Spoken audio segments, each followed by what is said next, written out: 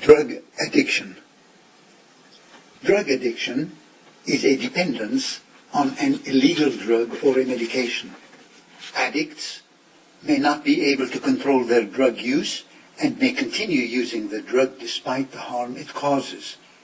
Physical addiction appears to occur when repeated use of a drug alters the way the brain feels pleasure. The addicting drug causes physical changes to some neurons which use neurotransmitters to communicate. There are two main causes of addiction.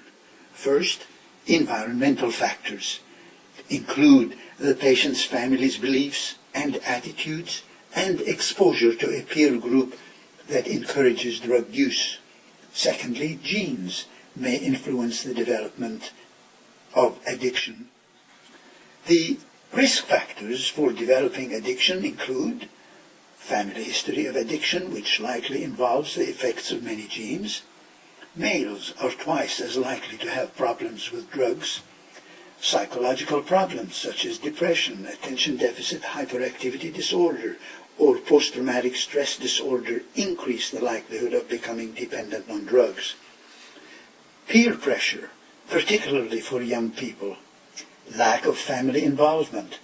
A lack of attachment with parents may increase the risk of addiction, as can a lack of parental supervision. Anxiety, depression, and loneliness. The use of drugs can become a way of coping with these painful psychological feelings. Taking a highly addictive drug. Some drugs, such as heroin and cocaine, cause addiction faster than do others. There are many complications of addiction, including physical and mental health problems, unconsciousness, coma, and sudden death, especially if one takes high doses or combines them with other drugs or alcohol. Getting a communicable disease. People who are addicted to a drug are more likely to become infected with a disease such as HIV, either through unsafe sex or by sharing needles. Accidents. Addicts are more likely to drive or do other dangerous activities while intoxicated. Suicides. Addicts more often commit suicide than do people who are not. Family problems. Marital or family strife and custody issues more often occur with addiction. Work issues. Work performance may decline, and addicts may be absent from work more often. Problems at school. Academic performance and motivation to excel in school may suffer in addicts. Legal issues include stealing to support the drug addiction, driving while under the influence of drugs or alcohol, and disputes over child custody. And financial problems. Spending money to support the habit takes away money from other needs that could put one in debt and could lead to illegal or unethical behavior. The general symptoms of addiction include feeling the need to use the drug regularly, daily, or even several times a day, failing in attempts to stop using the drug, making certain that a supply of the drug is maintained, spending money on the drug even though one can't afford it, doing things to obtain the drug that one normally wouldn't do, such as stealing, feeling the need for the drug to deal with the addict's problem, driving or doing other risky activities when under the influence of the drug, focusing more and more time and energy on getting and using the drug, and one might be able to tell that a family member or a friend is using or abusing a drug based on the physical and behavioral signs and symptoms associated with the drug. Drug abuse in teenagers is important. It can be difficult to distinguish normal teenage moodiness or anger from signs of drug use. Possible indications that a teenager is using drugs include problems at school, frequently missing classes or missing school, a sudden disinterest in school or school activities, or a drop in grades may be indicators of drug use. Physical health issues, lack of energy and motivation may indicate that the teenager is using certain drugs. Neglected appearance. Teenagers are generally concerned about how they look.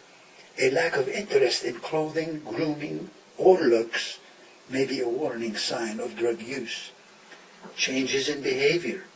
Teenagers enjoy privacy, but exaggerated efforts to bar family members from entering the rooms or knowing where they go with their friends might indicate drug use. Also, drastic changes in behavior and in relationships with family and friends may be linked to drug use. Spending money. Sudden requests for money without a reasonable explanation for its use may be a sign of drug use. One may also discover money stolen from previously safe places at home. Items may disappear from the home because they're being sold to support a drug habit. A word about marijuana and hashish. An individual may develop psychological addiction to cannabis compounds, including THC, tetrahydrocannabinol, which is found in marijuana and hashish. People who have a marijuana addiction generally use the drug on a daily basis. They do not actually have a chemical dependence on the drug, but rather feel the need to regularly use the drug. The signs of use and dependence on marijuana can include a heightened sense of visual, auditory, and taste perception, poor memory, increased blood pressure and heart rate, red eyes, decreased coordination, difficulty concentrating, increased appetite, slowed reaction time, and sometimes paranoid thinking. What about barbiturates and benzodiazepines?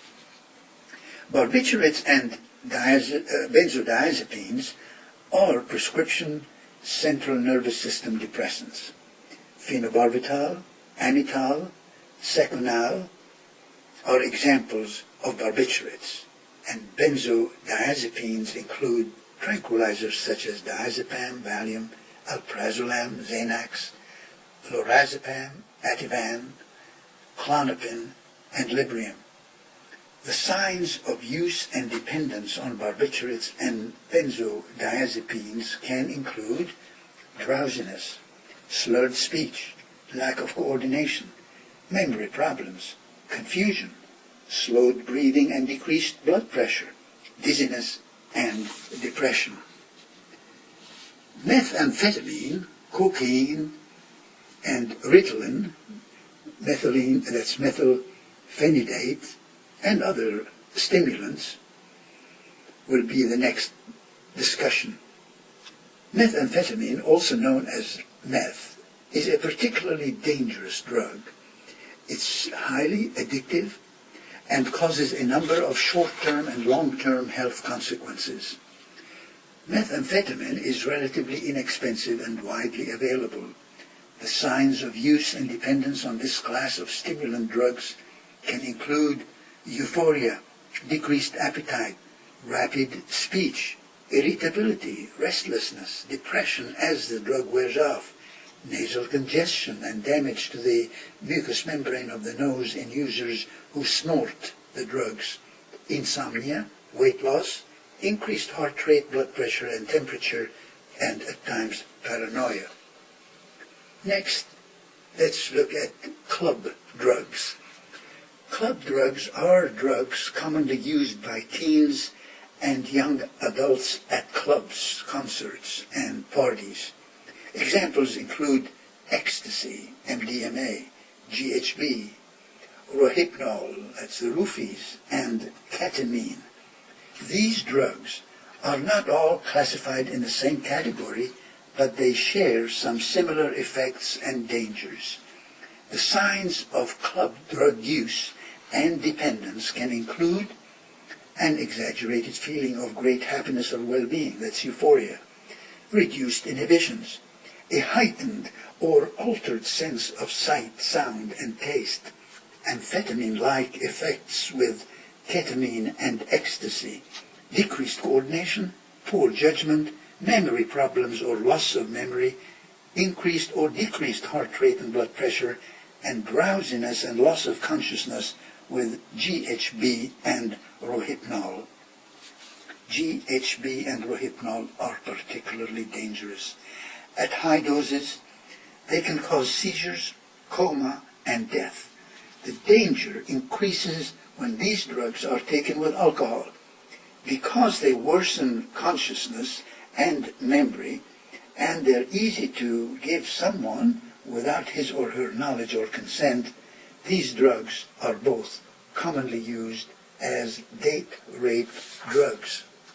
One particular danger of club drugs is that the liquid, pill, or powder forms of these drugs available on the street often contain unknown substances that can be harmful, including other illegal manufactured or pharmaceutical drugs.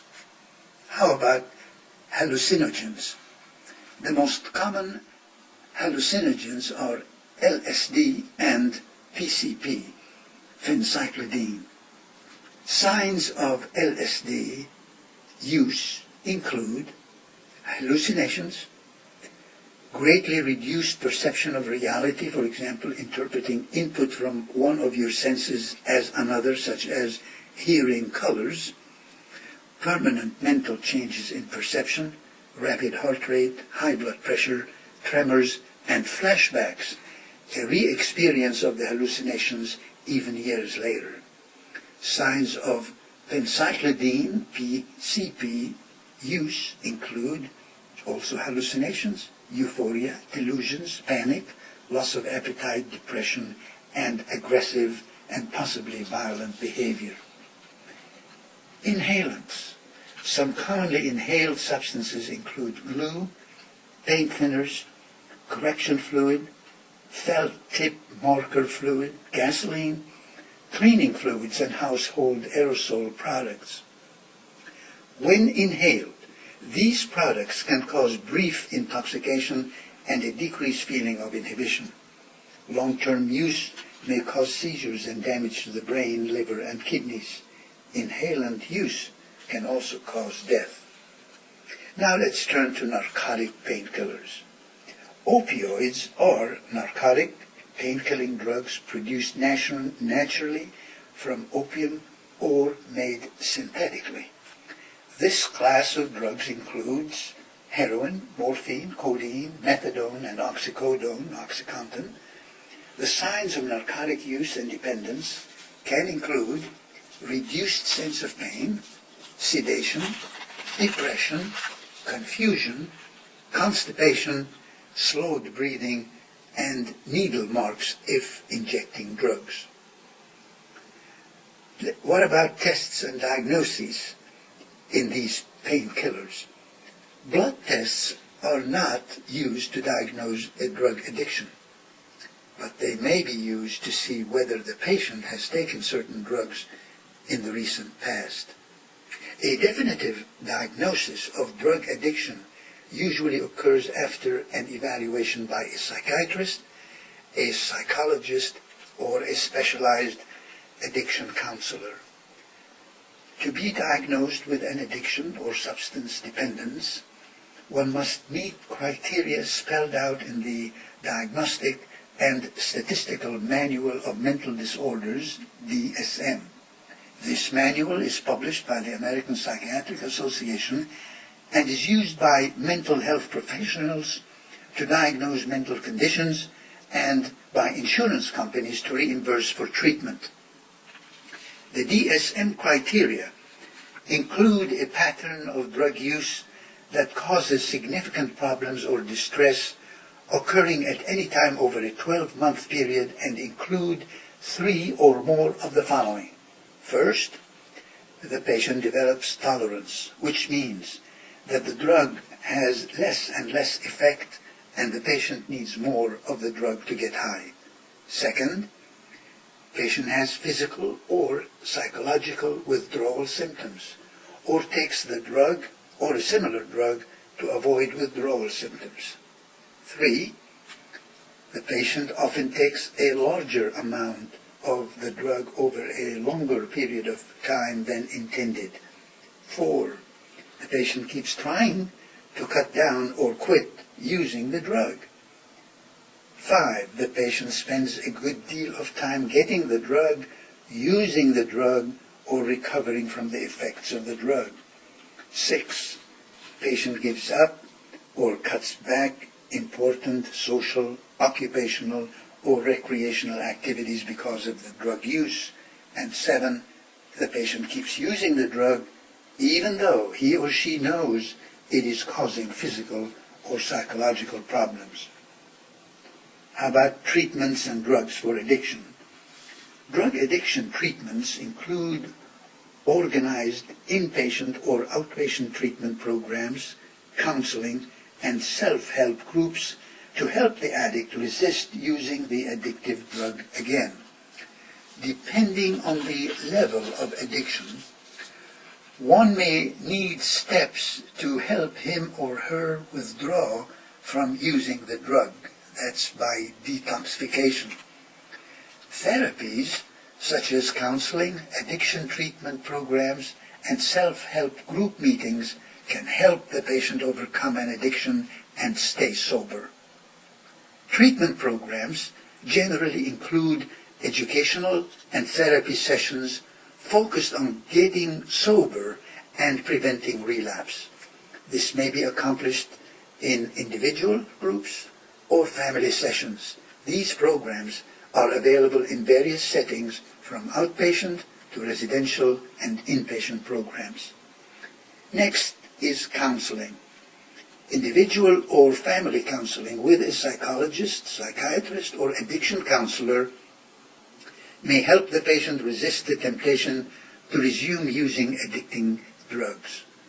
Behavior therapies can help develop ways to cope with the drug cravings, suggest strategies to avoid drugs and prevent relapse, and offer suggestions on how to deal with a relapse if it occurs.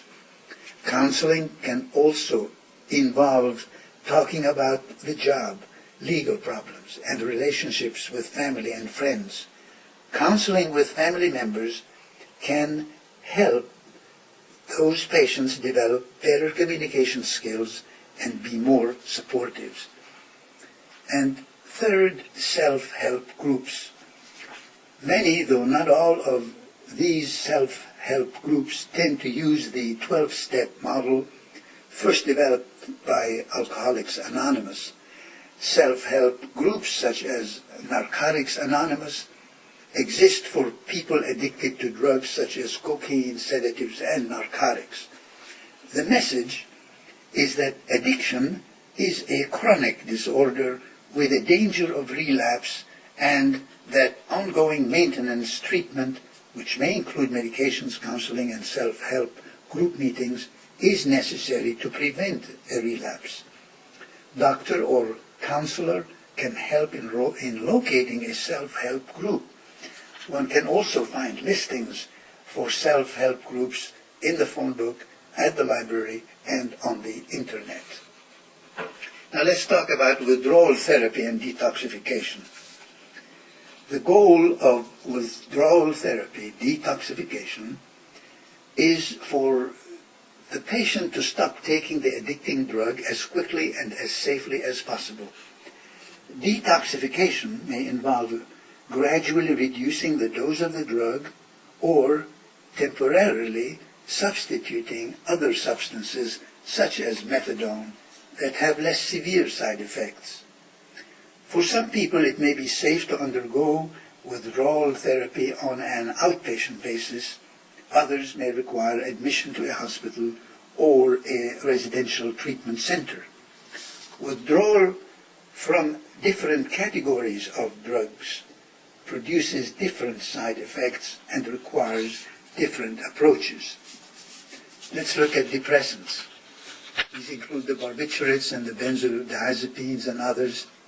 Minor side effects of withdrawal may include restlessness, anxiety, sleep problems, and sweating. More serious signs and symptoms also include hallucinations, whole body tremors, seizures and increased blood pressure, heart rate, and body temperature. Withdrawal therapy may involve gradually scaling back the amount of the drug, adding another medication to help stabilize the nerve cells during the detoxification process. Next, stimulants, which include amphetamines, methamphetamine, cocaine, Ritalin, and others. Here, the side effects of withdrawal typically include the depression, fatigue, anxiety, and intense cravings. In some cases, signs and symptoms may include suicidal thought and suicidal attempts, paranoia, and decreased contact with reality, and that's an acute psychosis. Treatment during withdrawal is usually limited to emotional support from the family, friends, and the doctor. The doctor may recommend medications to treat paranoid psychosis or depression. Opioids, which include, as mentioned, heroin, morphine, codeine, OxyContin, and others, withdrawal side effects of the opioids can range from relatively minor to severe. On the minor end, they may include runny nose, sweating, yawning, anxiety, and drug cravings. Severe reactions may include sleepiness or sleeplessness, depression, dilated pupils, rapid pulse, rapid breathing, high blood pressure, abdominal cramps, tremors, bone and muscle pain, vomiting, and diarrhea.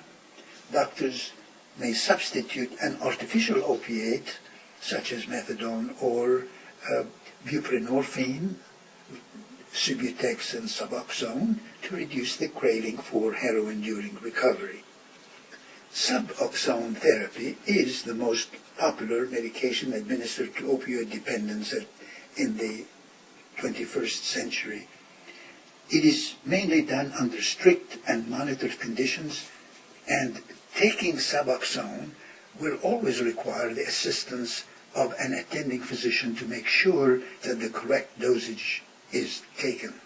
Suboxone contains buprenorphine, which is another type of opioid that elicits minimal euphoric effects as compared to addictive drugs such as morphine and heroin.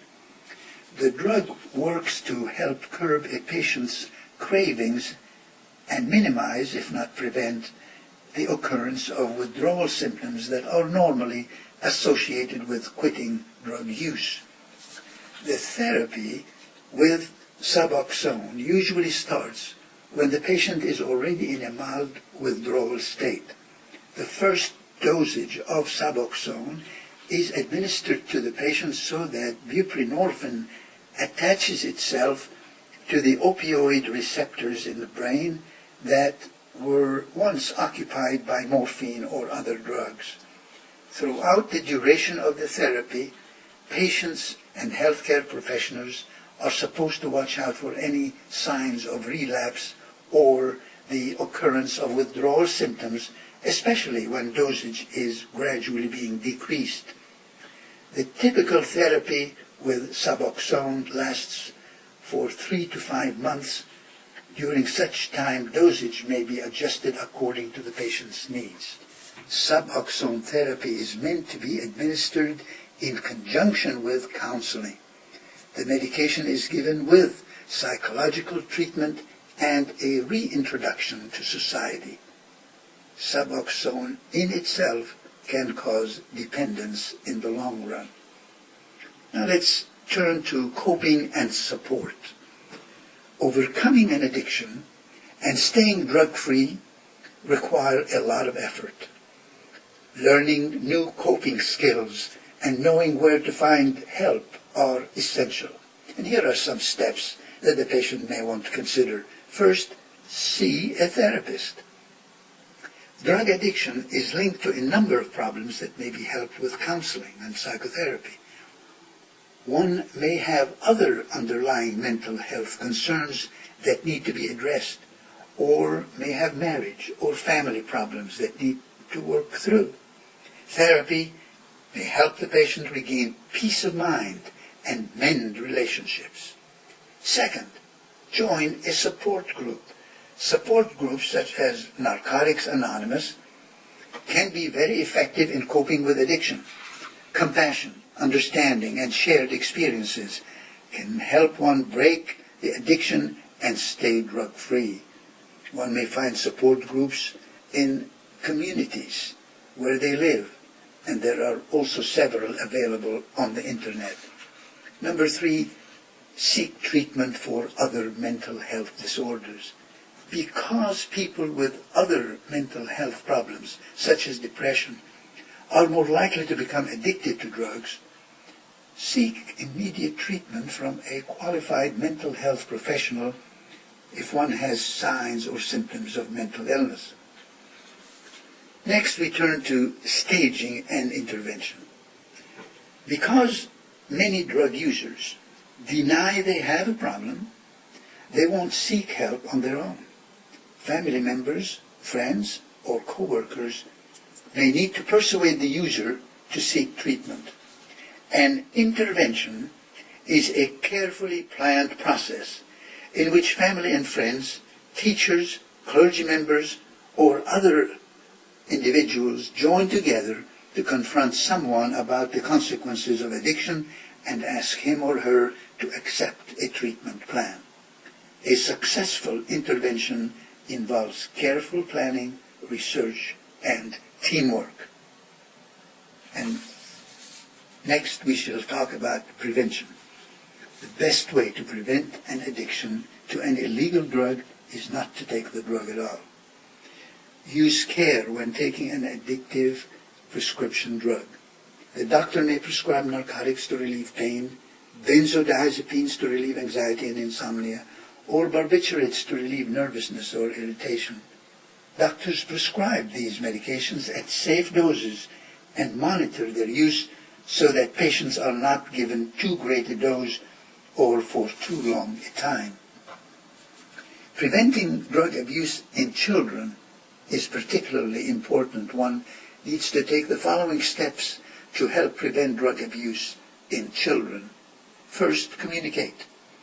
Talk to your children about the risks of drug use and abuse.